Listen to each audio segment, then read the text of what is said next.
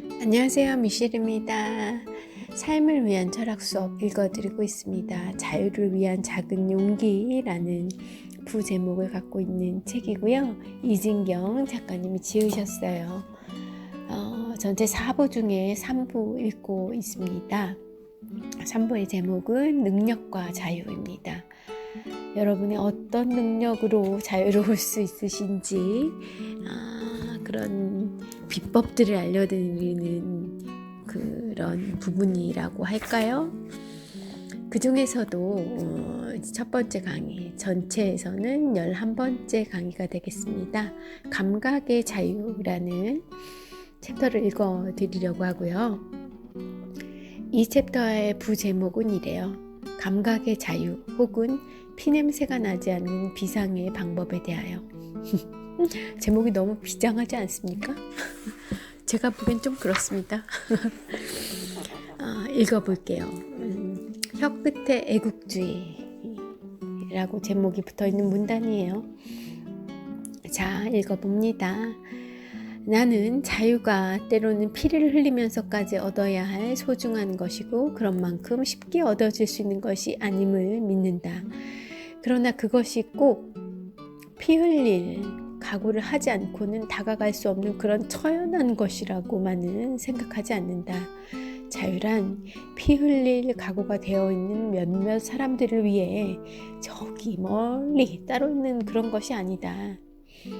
지워도 지워지지 않는 붉은 냄새가 나는 그런 자유도 있지만 비린내라고는 전혀 맡을 수 없는 순진한 자유도 있다. 무언가 감내해야 하긴 하지만 감수해야 할 어떤 커다란 대가를 전혀 요구하지 않는 그런 자유도 있다. 무엇보다 감각의 자유가 그렇다.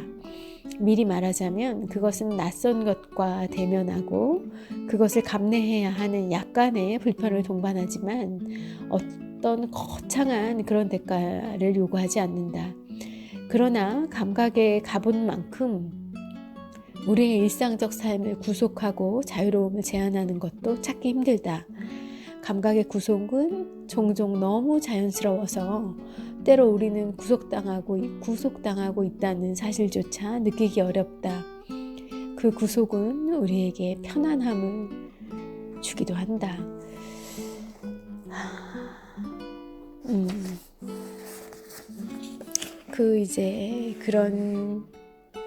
그런 편안함, 우리에게 편안함을 주는 그런 구속, 어떤 게 있을까요?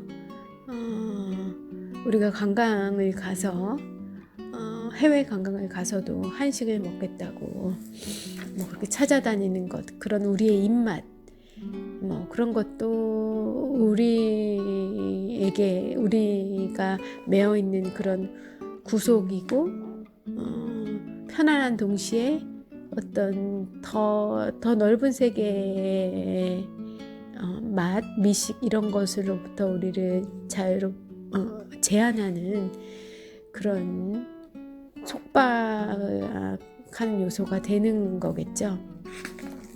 그게 입맛도 그렇고 또 어떤 음악도 그래요. 내가 좋아하는 류의 음악만을 고집하게 되는 그런 음악을 들을 때만 편안해하는 그런 성향도 이제 가질 수 있는 거고요. 그런 것들이 다 별것 아닌 일상의 감각과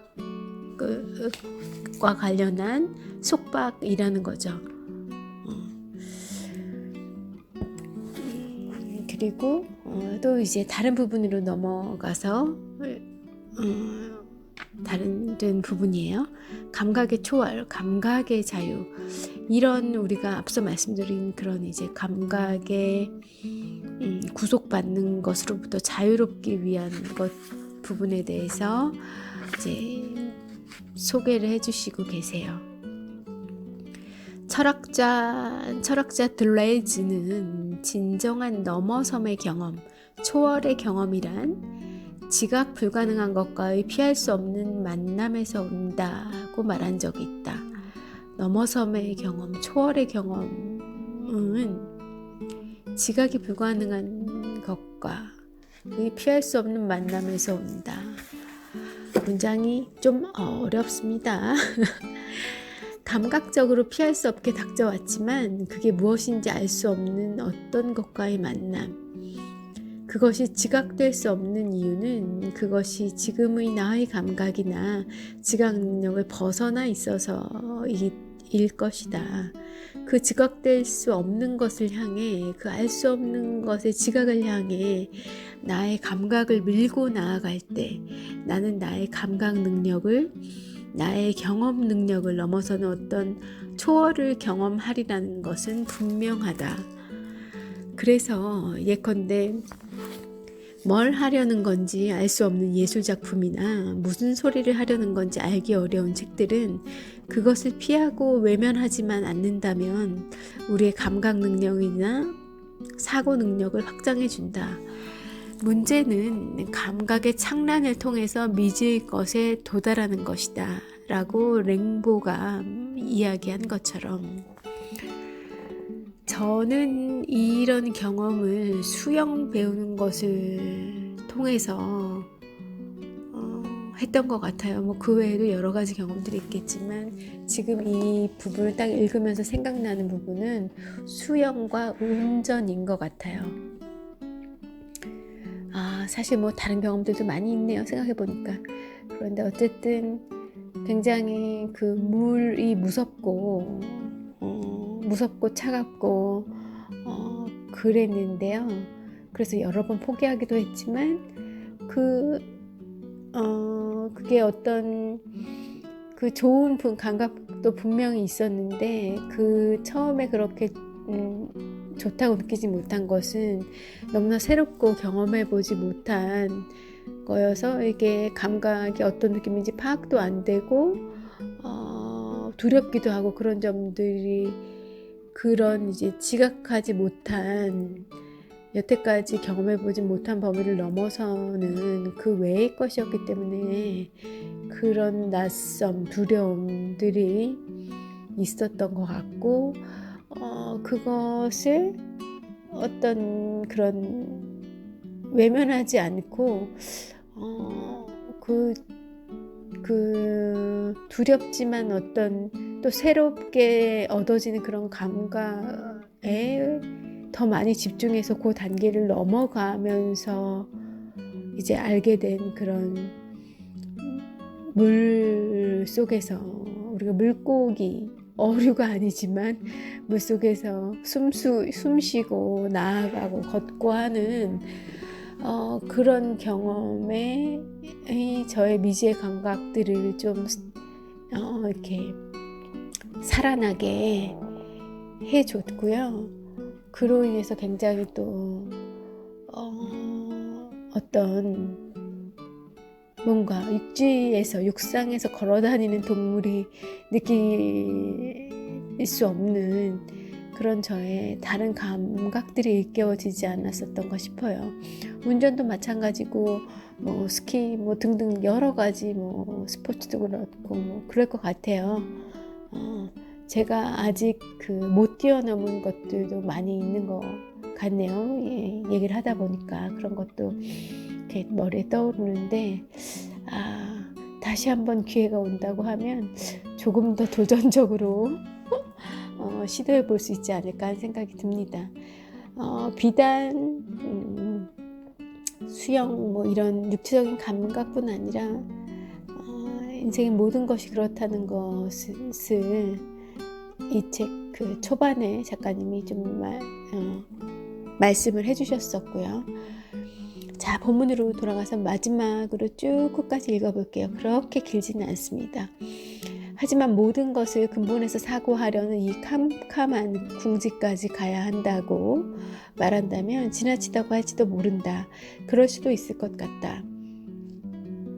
지각 불가능한 것의 경지는 접어두자. 그런데 감각의 자유는 이 거창한 불가능성이 아니어도 최소한의 작은 불편을 넘어서는 것 없이는 얻어지지 않는다. 낯선 것, 익숙하지 않아서 불편한 것, 혹은 처음 만나는 새로운 것, 그런 것은 어떤 경우든 어느 경우든 고통이나 불편함, 저항을 야기하면서 온다. 우리의 관념은 대개 그것들 앞에서 고개를 돌리고 우리의 감각은 어느새 그것들을 밀쳐내고 외면한다. 그러면서 편안하고 익숙한 것으로 되돌아가야 한다. 그러나 자유가 어떤 문턱이나 고통 혹은 저항을 넘어섬에 의해 정의된다면 감각의 자유란 무엇보다 불편함이나 감각적 저항 혹은 약간의 고통을 야기하는 어떤 감각을 넘어서는 그런 것이라고 해야 하지 않을까? 자유가 어떤 문턱이나 고통 혹은 저항을 넘어섬에 의해서 정의된다면 감각의 자유란 불편함이나 감각적인 저항, 이런 고통을 야기하는 어떤 감각을 넘어서야만 얻을 수 있는 그런 감각의 자유인 거죠. 자유란 비장한 결단을 할 줄 아는 사람에게만 허용된 영웅들의 문이 아니다. 그것은 모든 이들 각자에게 주어진 각자의 문이다. 그런데도 글이 들어가는 이가 적은 것은 카프카의 유명한 우화 법 앞에서의 농부처럼 그게 자신을 위한 문임에도 평생 그 앞에서 들어갈 수 있을지 찔러보고 그게 정말 나를 위한 문인지 물어볼 뿐 밀치고 들어가려 하지 않기 때문이다. 밀치고 들어가려는 힘, 그것이 필요한 거죠. 그래서 그 농부처럼 다들 그 앞에서 늙어 죽기 때문이다. 감각의 자유란 익숙하지 않은 것, 새롭고 이질적인 것들 안에 깃들어 있는 어떤 것을 감지하는 그런 능력이다. 처음에는 불편하기에 피하고 싶은 어떤 것을 향해 길을 여는 작은 용기면 누구나 올라가기 시작할 수 있는 평범한 계단이다. 따라서 어떤 것 앞에서 그저 편안하다면 그것은 혹시 구속의 증표는 아닌지 한 번쯤 의심해야 한다. 반대로 어떤 것 앞에서 불편하다면 우리는 거기서 자유를 향해 비상할 수 있는 계단을 발견해야 한다. 어떤 피냄새도 섞여 있지 않고 어떤 비싼 대가를 요구하지도 않는 자유가 그 위에서, 우리가 발을 디딜 그 계단마다 기다리고 있을 것이다. 이 문장이요. 너무 멋있지 않습니까? 와우. 제가 다시 한번 읽고 싶어요. 여러분을 위한 것이기도 하겠지만 사실은 저를 위해 읽고 있습니다. 이 책. 그리고 또 저를 위해 이 마지막 문단을 한 번 더 읽고 오늘 방송 마무리하려고 해요. 자유란 비장한 결단을 할 줄 아는 사람에게만 허용된 영웅들의 문이 아니다. 그것은 모든 이들 각자에게 주어진 각자의 문이다. 그런데도 글이 들어가는 이가 적은 것은 카프카의 유명한 우화 법 앞에 서 있는 농부처럼 그게 자신을 위한 문임에도 평생 그 앞에서 들어갈 수 있을지 찔러보고 그게 정말 나를 위한 문인지 물어보기만 할 뿐 밀치고 들어가지 하지 않기 때문이다. 그래서 그 농부처럼 다들 그 문 앞에서 늙어 죽기 때문이다. 감각의 자유란 익숙하지 않은 것, 새롭고 이질적인 것들 안에 깃들어 있는 어떤 것을 감지하는 능력이다. 처음에는 불편하기에 피하고 싶은 어떤 것을 향해 귀를 여는 작은 용기면 누구나 올라가기 시작할 수 있는 평범한 계단이다.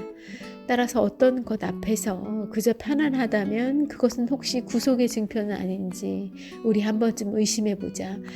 반대로 어떤 것 앞에서 불편하다면 우리는 거기에 자유를 향해 비상할 수 있는 계단이 있음을 알아야 한다.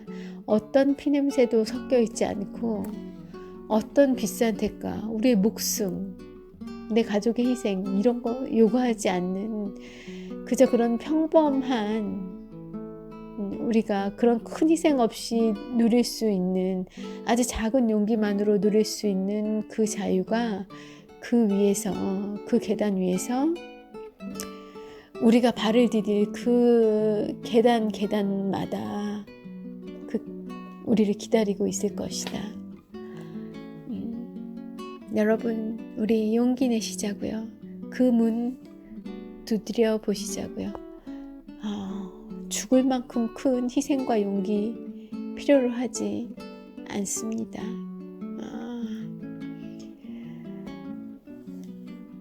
당당하게 한 걸음 한 걸음 내딛고 또 내딛고 좀 음미해보고 또 한 걸음 내딛고 음미해보고 그런 한 걸음 한 걸음 한 계단 한 계단이 우리를 점점 자유로 이르게 할 것 같아요. 여러분의 사색의 인생에 그런 길을 찾는데 조금이나마 도움이 되었으면 하는 바람입니다. 오늘 미셸의 낭독은 여기서 마치도록 할게요.